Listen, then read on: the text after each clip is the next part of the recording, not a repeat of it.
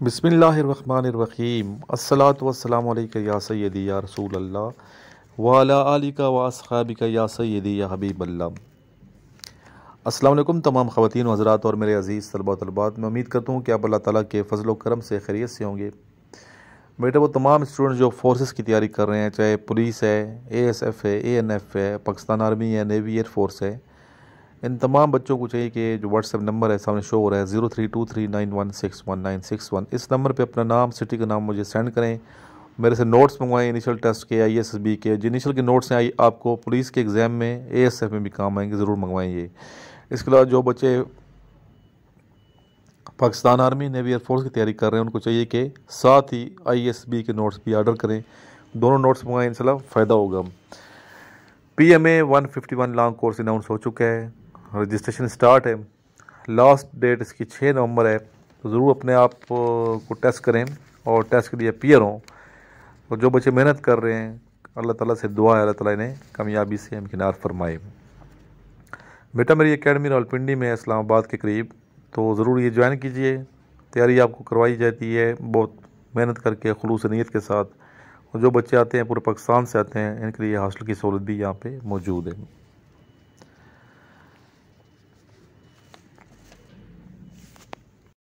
मुअज़्ज़ज़ ख़वातीन व हज़रात और मेरे अज़ीज़ तलबा व तलबात, अगर मैं अपनी मलकियत ख़ुद हूँ तो मैं जिस्म के तमाम अज़ा पर मेरा हुक्म चलना चाहिए, लेकिन ऐसा प्रैक्टिकल नहीं होता। मिसाल के तौर पर, अगर मैं एक स्टूडेंट हूँ और मेरा सालाना इम्तिहान बिल्कुल करीब है, मुझे इम्तिहान की तैयारी के लिए दिन रात एक करना है, लेकिन किताब खोले अभी थोड़ी देर ही होती है कि मुझे नींद ने सताना शुरू कर दिया होता है। अगर ये सब कुछ मेरे कंट्रोल में है तो मुझे इस वक्त नींद की ज़रूरत नहीं है। मुझे इस वक्त पूरी तवज्जो से पढ़ना और नींद से इज्तनाब करना है, लेकिन मैं ये नहीं कर सकता और सो जाता हूँ। ज़िंदगी का कम बेश 1/4 हिस्सा नींद में गुजर जाता है। मैं इस वक्त को अपनी मर्ज़ी से इस्तेमाल नहीं कर सकता। लगता है मेरी मलकियत ने किसी और के साथ साजबाज कर रखी है, ये किसी और के इशारे पर काम कर रहा है। ये तो बज़ाहिर मेरी मलकियत, लेकिन मेरे सर के बाल मेरी बात पर कान नहीं धर रहे। मैं नहीं चाहता कि ये बड़े हो जाएं। इनके बड़े होने और उलझने की वजह से मुझे बार बार बार्बर के पास जाकर हेयर कट करने के लिए इंतज़ार की जान गसल अजियत से गुजरना पड़ता है। कुछ उम्र बढ़ने पर मेरे ये घने स्याह बाल झड़ने शुरू हो जाते हैं, इनमें सफ़ेदी उतर आती है, मैं गंजा होने लगता हूँ। मैं ऐसा हरगिज़ नहीं चाहता, लेकिन क्या करूँ? मेरे सर पर मेरे ही बाल मेरी नहीं मान रहे। लगता है कि मेरी मलकियत पर मेरा कंट्रोल नहीं है। मेरी घनी स्याह पलकें और मेरे अबरू के बाल भी मेरी तरफदारी नहीं कर रहे, वो भी उसी रास्ते पर चल निकले हैं। मेरी बेदाग पेशानी मुझसे इजाज़त लिए बग़ैर जुर्रियों के शिकार है। मेरी खूबसूरत नरम मुलायम जिल्द हड्डियों से जुदा होकर लटकनी शुरू हो गई है। मैं अपनी तेज़ आंखों की नूर से दुनिया की इस हरे भरे गुलशन को देखता हूँ।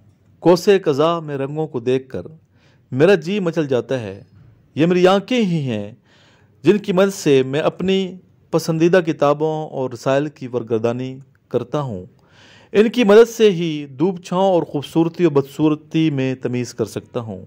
ज़हन में उभरे नकूश को लफ्ज़ों में डालकर सफ़े करतास पर मुंतकिल कर सकता हूँ। निगाह की शोखी को जान सकता हूँ। खूबसूरत झरनों से लुत्फ़अंदोज़ हो सकता हूँ। खूबसूरत नज़ारों को हमेशा हमेशा के लिए अपने दिलो दिमाग में समो सकता हूँ। लेकिन ये क्या है कि मेरी आँखों में मेरे ना चाहने के बावजूद मोतिया उतर आता है। मेरा विजन कमज़ोर पड़ने लगता है। कभी कभी तो किसी बड़ी मोहलक बीमारी से निबर्द अज़मा होना पड़ता है, और बिलाखिर मेरी रोशन दुनिया में अंधेरा छा जाता है। ये तो मेरी आँखें हैं, मेरी मलकियत हैं, फिर मेरे साथ ऐसा क्यों कर रही हैं? मेरे कान मेरी समातों की आमाजगाह हैं। मैं इनकी मदद से अपनी माँ की लोरी सुनते सुनते नींद की मीठी आगोश में चला जाता था।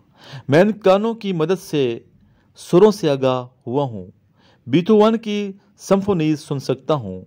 मैं नगमे की सारे परतों इनकी वजह से जान सका हूँ। गज़ल की गायकी से लुत्फ़अंदोज़ होता हूँ। ऑर्केस्ट्रा की सुरीली धुनों के साथ हम आहंग हो सकता हूँ। खूबसूरत धुन पर आंखें बंद किए हमतन गोश रह सकता हूँ। लेकिन जूं जूं वक्त गुजरता है, कान बहरेपन की तरफ कदम बढ़ाना शुरू कर देते हैं। आखिर ऐसा क्यों है? आप ही इंसाफ करें कि दावा किया जाता है कि इंसान को अपने जिस्म पर कंट्रोल हासिल है, लेकिन मुझसे इजाज़त लिए बगैर मेरा गला बैठ जाता है। मैं सही तरह से बात भी नहीं कर पाता। मज़ीद ये कि मेरे गले में कभी टॉन्सिल्स हो जाते हैं और कभी गॉस्टर नमूदार हो जाता है, जिससे मेरे गले में तकलीफ़ भी होती है, ये बदनुमा भी लगता है और ढेर सारी दवाइयाँ भी खानी पड़ती हैं। कोरोना वबा फैली तो मेरे गले ने कोरोना वबा की वायरस अंदर जाने लगी। क्यों? अगर चली ही गई थी तो मेरे फेफड़ों ने इस वायरस को दफ़ा करने के बजाय मुतासर होकर मेरी जान लेने की राह पकड़ी। मुझे अस्पताल भागना पड़ा, ऑक्सीजन पर जान बलब रहा। डॉक्टरों की कई दिनों की अनथक मेहनत और अल्लाह के इज़्न से जानबर हुआ। अगर मेरे अपने नाक कान वायरस को अंदर जाने ना देते, अगर मेरा गला रुकावट बनता या मेरे फेफड़े एक आहिनी दीवार बनकर खड़े होते और वायरस को दाखिल ना होने देते, तो उनका क्या जाना था। मेरा दिल मेरे जिस्म का अहम तरीन उज़्व है। ये वैसे तो हर वक्त अपने काम में जता रहता है, कभी आराम नहीं करता। बड़ा ही टफ वाक़या हुआ है, लेकिन ये भी मेरे कहने पर नहीं चलता। ये मेरा दिल है, लेकिन किसी और के ऊपर आ जाता है। ये जिस पर आ जाता है, मुझे हर वक्त उसी की खुशामद करनी पड़ती है। उसको देखने और मिलने के लिए पापड़ बेलने पड़ते हैं। उसकी दूरी मुझे तड़पा देती है, मुझे उसके सामने जलील होना पड़ता है। लेकिन मेरे अपने दिल को इससे कोई सरोकार नहीं कि मेरा क्या हाल है। इसको तो अपनी चाहत से गरज है। ये मेरा दिल है, लेकिन मुझसे पूछे बगैर एक या एक से ज़्यादा शरियाने बंद कर बैठता है। शरियाने बंद होने से हार्ट अटैक का खदशा होता है, जान के लाले पड़ जाते हैं। कभी कभी ये अपने खून पंप करने की सलाहियत को मुतासिल कर बैठता है, जिसकी वजह से फेफड़ों में पानी भर जाता है। मेरा दिल, जो मेरे जिस्म का हिस्सा और मेरी मलकियत है, आखिर मेरी मर्जी से क्यों नहीं चलता। मेरे निज़ाम हज़म में मेरे मैदे को खुसूसी अहमियत है। ये जब तक सही काम करता है, मेरी सेहत काबिल रश्क रहती है, लेकिन फिर मुझे बताए बगैर मेरा मैदा कई बीमारियों को अपना लेता है। मुझे भूख लगनी बंद हो जाती है, मैं कमज़ोर होना शुरू हो जाता हूँ। बाज़ औक़ात इससे जुड़ा मेरा लबलबा पैनक्रीज इंसुलिन की सही मिकदार बनाने से पहलू तय करने लगते हैं, जिससे ये लगता है कि ज़िंदगी मुझसे रूठ गई है। मुझे अपने आप को सुइयाँ चबो कर अपने खून में शुगर की मिकदार चेक करनी पड़ती है। कितना अज़ियतनाक है रोज़ाना अपने आप को सुइयाँ चबोना और दवाइयों की एक मिकदार बाकायदगी से लेना। खून में शुगर की मिकदार ज़्यादा रहने से मेरे गुर्दे, मेरा दिल, मेरी आँखें, मेरा रिप्रोडक्टिव निज़ाम और कई अज़ाए रईसा बुरी तरह मुतासर होते हैं। लेकिन मेरे लबलबे को इसका एहसास नहीं। ये मेरे गुर्दे हैं, अक्सर इनमें पथरियाँ बन जाती हैं। इनकी वजह से कभी कभी वो दर्द उठता है जिसकी शिद्दत को बयान ही नहीं किया जा सकता।